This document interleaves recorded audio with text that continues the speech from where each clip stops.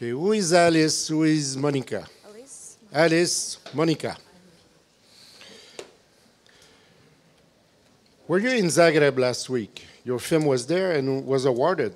Yes, yes, we weren't there. And you weren't there. Yes. When I watched your film for the first time, I thought of the Museum of Broken Relationship. Do you heard about this museum? Yes, yes. Just for the audience here, this is a museum in Zagreb devoted to broken relationship, so devoted to couple who fell apart. And Amélia Duarte was like a sort of illustration of that kind of museum. So you heard about the museum? Yes, we heard about the museum after we made the script. Somebody told us, oh, there's a museum in Zagreb that's about broken relationships. And I went online and found out, and it has amazing, amazing objects and amazing stories about broken relationships. Some you want to cry, some you want to laugh, because it's like a tragic comedy. And yeah, we knew after we made the script. Where did you find your inspiration for this film?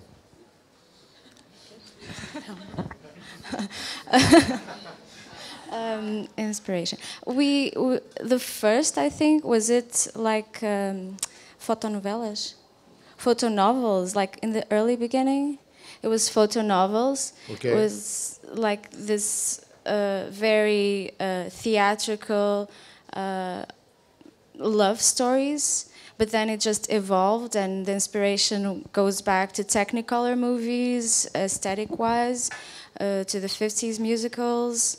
It goes back to so many things. I don't know. I'm always interested in the creative process when two filmmakers work together on a film. So how did you work together? Who did what? Well, Monica did. We share most of the work, so we fight a lot, we discuss, and then the best ideas win, usually. Sometimes the most perseverant ones. And these are always your ideas? No. We share. It's a very democratic. No, it's not democratic. The best ideas win. So we don't know where they came from. In the end, we don't know where the idea came from in the first place, because it all gets so mixed up. Okay. I do most of the images, like storyboard, and Monica goes more for the scripting and writing, but we share, yeah. And also the visual developments for Monica. And in the production, we split a bit. I get like art direction and acting and it's a name, actors stuff. I don't know the name in English. Well, to direct actors direction. Yeah. Something like that. And Elise is the head of animation, so we animate together, but she's in charge, because if you go on set and it's everyone at the same time, the actors get really mixed, and everyone gets a little bit confused. So we split. Before, it's both of us at the same time, like pitching each other and going, I think this is better, blah, blah, blah, like Elise said, and we work together. But after the production, we split, because or else it'd be too much for the other people in the set, on the set. Okay. How was the shooting for the actors? How did you pick them first? And then are they like dancers or animators themselves? Well, that was a difficult decision, but we had to decide if you wanted an animator to do the acting, because he would know the posing and yes, everything, yeah. Or if you wanted an actor who would know how to convey feelings through his face, would have that kind of school. And we decided we needed an actor because we couldn't teach someone to convey emotion, but we could teach an actor how to do the animation work. So that was a decision. And then we did some casting, and we did a short beforehand, even shorter short. Because of the technique, it was new to us. It's a mix of real footage with animation, so we had to check a lot of the weaknesses. And he behaved really well, but we could try with him, especially the actor, what he could do, how long he could stand in a position. Sometimes we had to split screens, like we would do the stop motion at one shot, and then we would shoot with the actors, so it wouldn't be so physically difficult for them. And sometimes we played him as a puppet. Yes, and sometimes we played him as a puppet, and sometimes we let him go on and give some of his actor skills to the work. We have to make do balance. Okay. And it was a long shooting for them, or? Yes, because for a real footage, it's a very long shooting. It was 3 months of shooting, but for an animation, I think it was really short, in a way. Yeah. Question, oui, de la salle. Bonjour. Votre film m'a beaucoup fait penser à Tango de Rybczynski, quand on voit les personnages s'entrelacer, la vie intime toujours en vase clos dans des pièces fermées. Je ne sais pas si vous connaissez ce film, et du coup, quand on voit l'image justement des danseurs, c'est encore plus flagrant. Enfin, voilà. When he saw your film, he thought about Tango by Zbigniew Rybczynski. I don't know if you know this film, and yes, it's a loop in a room, yeah, with a lot of different characters, always in the same room. So in your film, you had the feeling that it's in rooms, and especially this picture is very close from Zbigniew Rybczynski universe. So was that an inspiration for you, or?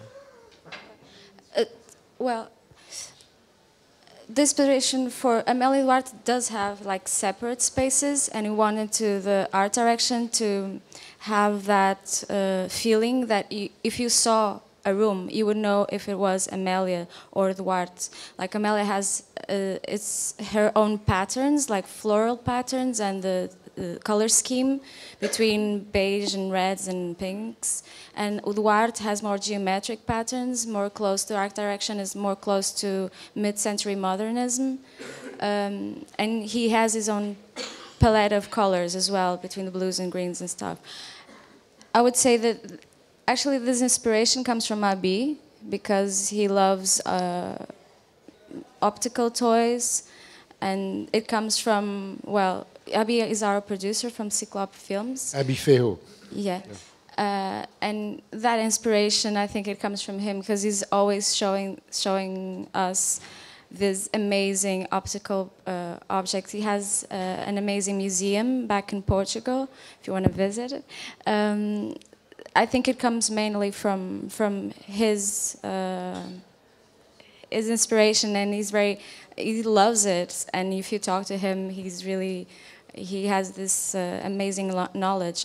It mostly comes from Abi, I think. Well, I think we didn't do the film of the dancing. No, we didn't think about it when we did this film. It wasn't an inspiration. It's the first time we see the association. I can see the resemblance now, but maybe also there might be a resemblance also because of the confinement, because these characters are trying to cope with their feelings, so it's a kind of intimate level. They're alone. Sometimes they're outside, but they're always alone trapped in their own thoughts and emotions. So maybe that's the confinement of the room of the other film also. Last question. Yes, Michael. Your film was a co-production with Abi and Builder. How did you manage the co-production? One is in Germany, one is in Portugal. I'm not sure where you're located. Who did what work, when, where? Did you travel? Did you take the train a lot back and forth? We took a lot of transportations. We're based in Portugal, and the post-production was in Germany, most of it.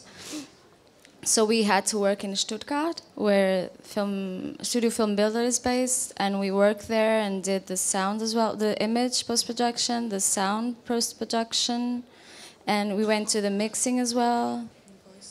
The voiceover, yes, James Cosmo it was all the post-production was there. The music was made in Portugal, but they just internet time. It's global village. They just send it to Germany.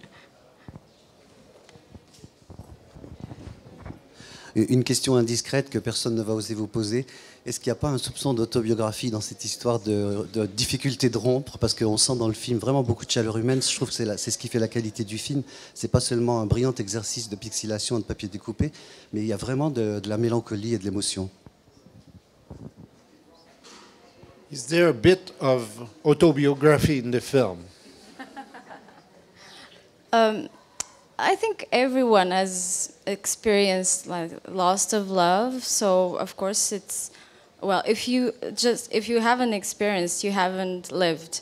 So of course it's biographical. But I think when I first wrote it, like the first time, I had a really nice relationship actually at the time. But I think it's inspiration. I think what I think it's good about the film, because everyone can relate. Everyone can relate about this lost love we all had, and it's the image of the archive. We all have in our heads relationships that are archived in us and that teach us something. You know, it's just not it's not a person that passes by and then goodbye and good luck. There's remnants, there's little bits of that person inside us, whether we want it or not, but there is. Alice and Monica, thank you very much. It was a pleasure to have you this morning.